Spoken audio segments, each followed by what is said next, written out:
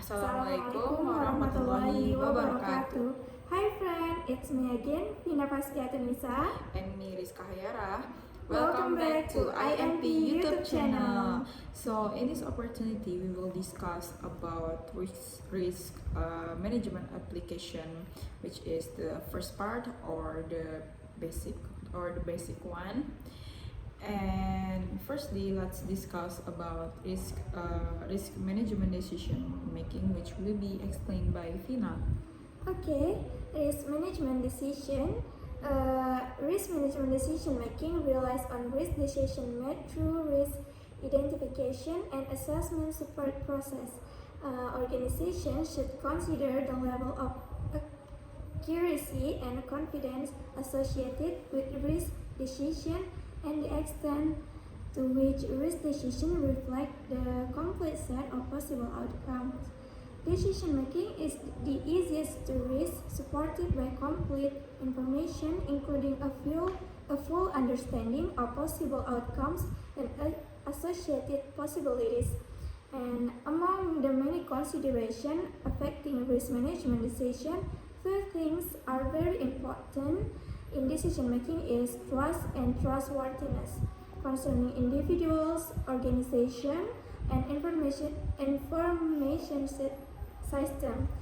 By the way, Rizka, I've heard that there are theories in the topic. Oh, yes. Do you mind explaining about it? Okay, sure. So just like Fina said, in this topic there are two theories that will be discussed: utility theory and decision theory. In utility theory, the concept of expected value is applied in order to compare an individual's preference or utility for different states of uncertainty.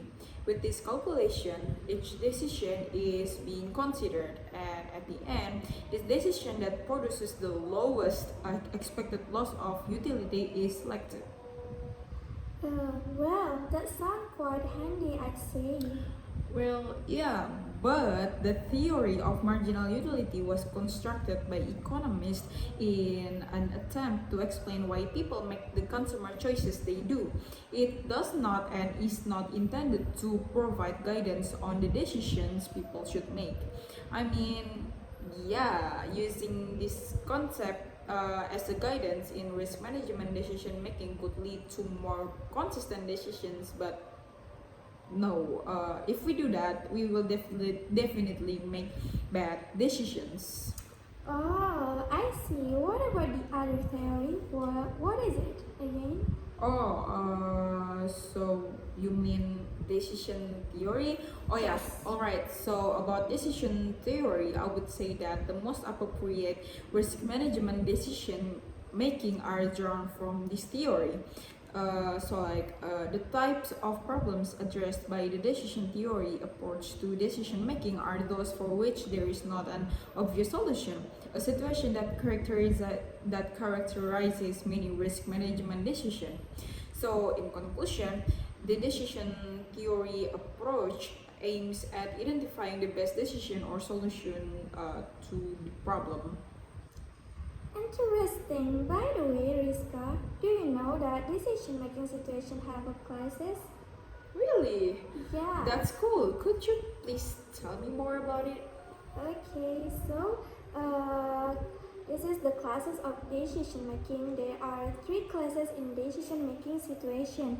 The first one is decision making under certainty. It means organizational leaders can objectively compare each outcome and alternative course of action and make clear risk-based decision about the preferred choice for the organization.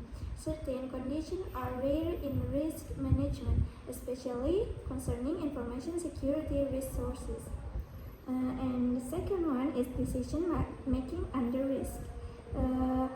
So this is a risk is the set of all outcomes with a computable frequency distribution. And the last one is decision making under uncertainty.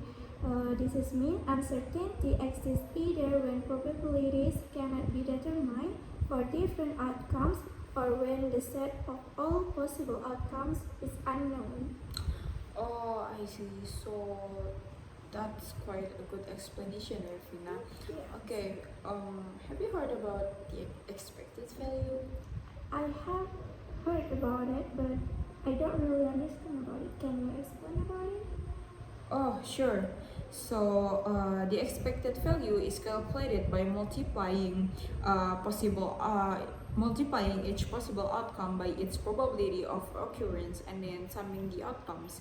Expected value can be calculated based on measurable parameters such as cost, price, duration, and number of units. Expected value criteria used to make decisions under risk can be used as a strategy for risk management decisions, choice of deductibles, and purchase of insurance. Decisions or selections are described in terms of payoff matrices.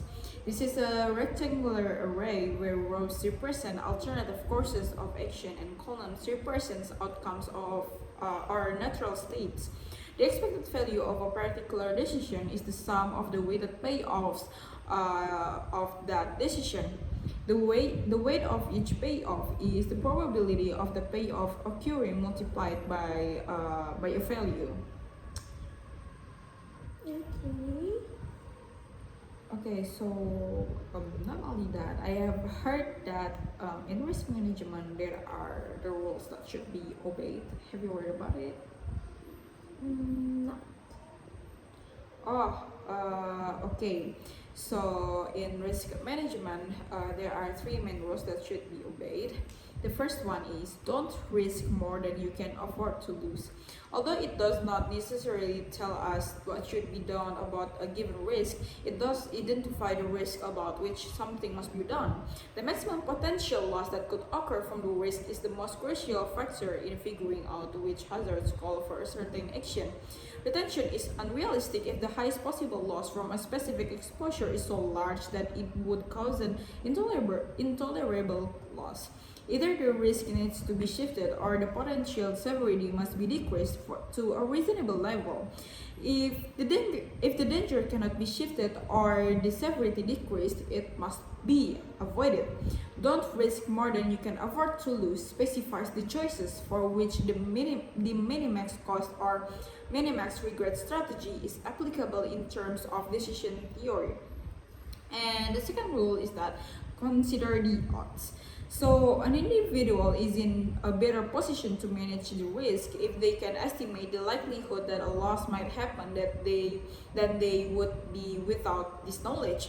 The likelihood that a loss will occur or not is less significant than the potential severity if it occurs, but it is nevertheless feasible to give these probabilities the disproportionate weight.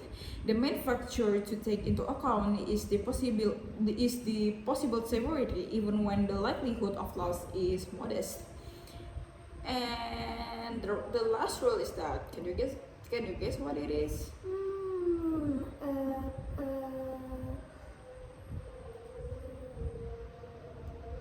Wait. Time is over.